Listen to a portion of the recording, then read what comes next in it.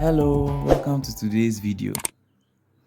Do you know that recurring decimals are actually fractions, or they can be expressed as fractions? Yes, recurring decimals can be expressed as fractions. So let's dive into it.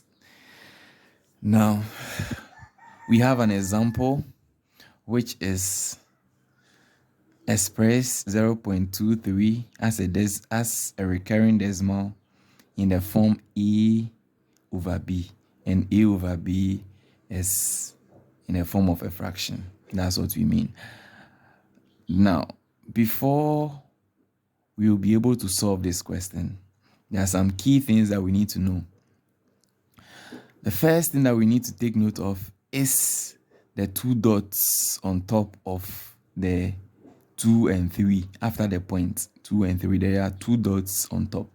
Now, these dots signifies or tells us that this is actually a recurring decimal, and it can be expressed as 0.23, 23, 23, and so on.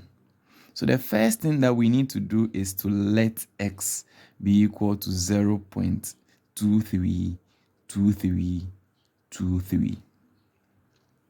The next thing that we need to do, if we actually want to solve this problem or this question, is to multiply both sides of this, both the x and then the recurring decimal, by 100.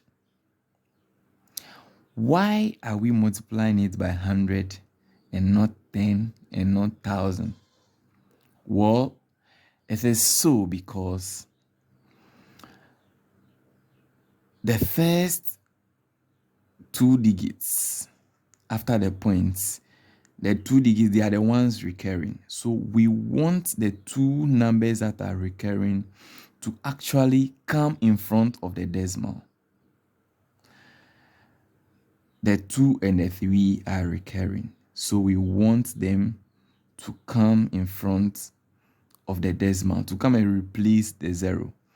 In order to do that, we need to multiply 100 by 0.23. That is the only time the 2, 3 can come in front. That is why we are multiplying it by 100. Another way to understand this is that the last digit that is recurring, which is the 3, its place value is 1 over 100. The first one is 1 over 10. The next one is 1 over 100. Because it is 1 over 100, which is the last place value, we will multiply both sides by 100. That is another way to explain it. So the next thing I want to do is to multiply both sides by 100. This is going to be 100x equals, if I multiply these digits by 100, this would be 2, 3 points. 2, 3, 2, 3, 2, 3. Dot, dot, dot. Now, one thing you need to take note of over here, the secret is that after the points, the number of recurring decimals or the recurring numbers should be the same in both the first equation and the second equation. I want to repeat this. After the decimal, the digits after the decimal should always be the same, so that when you subtract, you would always arrive at a whole number. So we have 2, 3, 2, 3, 2, 3 in the first equation. We also have 2, 3, 2, 3, 2, 3 in the second equation. It shouldn't be more than that. If you want to add another 2, 3 in the first one, then you must add another 2, 3 in the second one. So let's move on. The next thing that we need to do is to subtract equation 1 from equation 2. So if we do that, what we are going to have is 100x minus x equals 23.2323 dot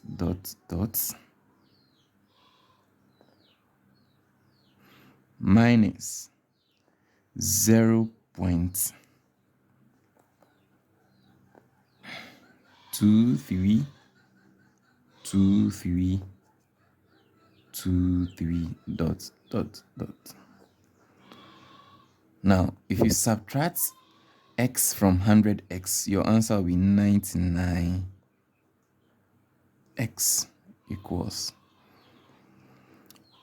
If you subtract 0.232323 from 23.232323, what you would actually arrive at is 23 as a whole number.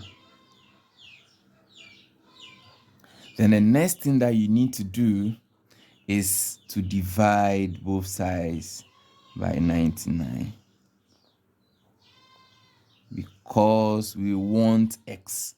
That is what we want. This 99 would cancel this, leaving x equals 23 over 99.